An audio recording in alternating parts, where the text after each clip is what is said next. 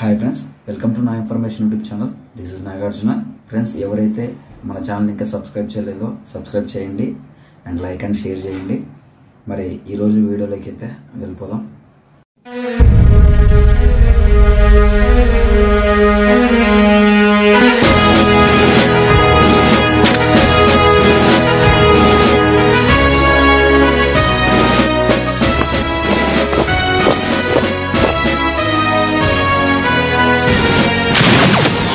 Friends, ఈరోజు ఈ వీడియోలో ఏం చెప్పబోతున్నాను అంటే, మరి కానిస్టేబుల్ అభ్యర్థులకు ఇది ఒక చిన్న గుడ్ న్యూస్ లాంటిదే. అదేంటంటే, మరి ఏదైతే మన హైకోర్టు హోంగార్డ్ కేసులో ఇచ్చినటువంటి జడ్జిమెంట్ వాళ్ళకు 6 వారాల్లోగా ఒక కొత్త మెరిట్ లిస్ట్ని అయితే వాళ్ళకు ఇవ్వండి, సబ్మిట్ చేయండి హైకోర్టుకు అని అయితే చెప్పడం జరిగింది. హైకోర్టు ఇచ్చినటువంటి జడ్జిమెంట్లో మరి ఆ జడ్జిమెంట్కి అనుగుణంగా బోర్డు అయితే మాత్రం దేని గురించి కౌంటర్ అయితే వేసింది అనే ఒక ఇన్ఫర్మేషన్ అయితే మనకు తెలిసింది.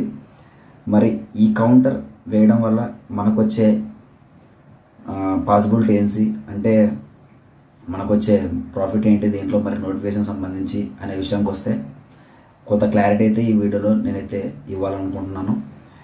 ఈ వీడియోలో ఏంటంటే, సుప్రీంకోర్టు జడ్జిమెంట్ ఆల్రెడీ అది హియరింగ్ ఈ జడ్జిమెంట్ పైన సుప్రీంకోర్టులో కేసు ఉందనే విషయం మీకు అందరికీ తెలిసిందే. ఆ కేసు అది అలానే అవుతూ ఉన్నా కానీ ఈ నోటిఫికేషన్ను ఏదో విధంగా ముందుకు తీసుకెళ్లాలనే ఉద్దేశంతో బోర్డు అయితే ఉంది. దానికి అనుగుణంగానే ఎంతమందికి అని ఒక సపరేట్ మెరిట్ లిస్టు ఇవ్వమని అయితే హైకోర్టు ఆదేశించిందో దానికి గాను ఒక కౌంటర్ అయితే హైకోర్టుకి బోర్డు సబ్మిట్ చేయడం జరిగింది. దీనివల్ల ఏమవుతుందంటే, అక్కడ ఎంతమంది ఈవెంట్స్ అనేది పాల్గొన్నారో, ఎంతమందికి పెట్టారనే విషయం అనేది ఇక్కడ క్లియర్ కట్గా తెలుస్తుంది.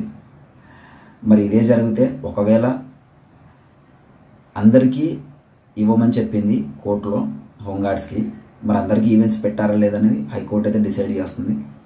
అందరికీ పెట్టకపోతే మాత్రం డెఫినెట్గా మిగిలిన వాళ్ళు ఎవరైతే ఉన్నారో వాళ్ళకి మరలా ఈవెంట్ కండక్ట్ చేయండి అనేది చెప్పొచ్చు హైకోర్టు.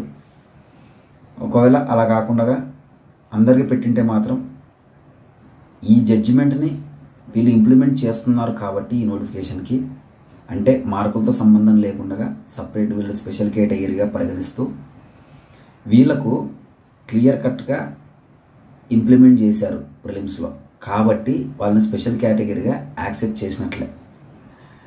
ఇక్కడ సుప్రీంకోర్టు జడ్జిమెంట్తో సంబంధం లేకుండా, సుప్రీంకోర్టులో ఉన్న కేసుతో సంబంధం లేకుండా వీళ్ళు నోటిఫికేషన్ ముందుకెళ్ళాలనే ఉద్దేశంతో ఉన్నారు కాబట్టి ఆ విధంగా చేయాలనుకుంటే మాత్రం ఈ కౌంటర్ సబ్మిట్ చేస్తే ఫర్దర్గా ఈ జడ్జిమెంట్ ఇంప్లిమెంట్ చేసినట్టు అవుతుంది. కాబట్టి ఏదైతే హోంగార్డులు మళ్ళీ సపరేట్గా ఈవెంట్స్లో క్వాలిఫై అవ్వని వాళ్ళు ఉన్నారో వాళ్ళని స్పెషల్ కేటగిరీగా మళ్ళీ పరిగణిస్తూ వాళ్ళకు మళ్ళీ ఈవెంట్స్లో కొన్ని సడలింపులు అయితే టైమింగ్ విషయంలో కానీ కొన్ని విషయాల్లో ఇవ్వాల్సి వస్తుంది.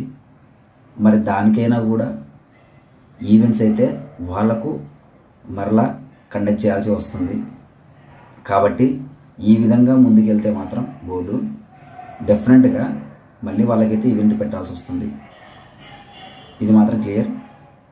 అలాగే మరి ఈ నోటిఫికేషను ఆ జడ్జిమెంట్తో ఆ కేసుతో అది ఎప్పుడు అవుతుందో అనేది విషయం అయితే తెలియదు కాబట్టి అక్కడ ఎలా వచ్చిన జడ్జిమెంటు ఈ నోటిఫికేషన్ అయితే ముందుకు తీసుకెళ్లాలనే ఉద్దేశంతో వెళ్తుంది. కాబట్టి ఒకవేళ ఇక్కడ ప్రిలిమ్స్లో మార్కులతో సంబంధం లేకుండా తీసుకున్నారు, మరి మెయిన్స్కైనా ఈ విధంగా ఈ మార్కులు పెడతాము అనే ఉద్దేశంతో బోర్డు అయితే ఉన్నట్లయితే అనిపిస్తుంది మనకు. ఆ విధంగా చేయడానికే ఈ కౌంటర్ ఇచ్చిన తర్వాత ఇలా మార్కులతో సంబంధం లేకుండా మరీ వాళ్ళు ఎక్స్ సర్వీస్ మెన్ ఒక కేటగిరీని వాళ్ళు క్వశ్చన్ చేస్తున్నారు. కాబట్టి ఆ విధంగా అయినా మేము పెట్టడానికి మాకు పాసిబిలిటీ ఇవ్వండి అని బోర్డు కోర్టుకు తెలపడానికి అయితే అవకాశం ఉంది. మరి అదే జరిగితే మాత్రం వాళ్ళకు ఇంత మినిమం కట్ ఆఫ్ మార్కులు పెట్టే విధంగా చర్యలు తీసుకుంటుందా లేదా కోర్టు అనేది మరి చూడాలి.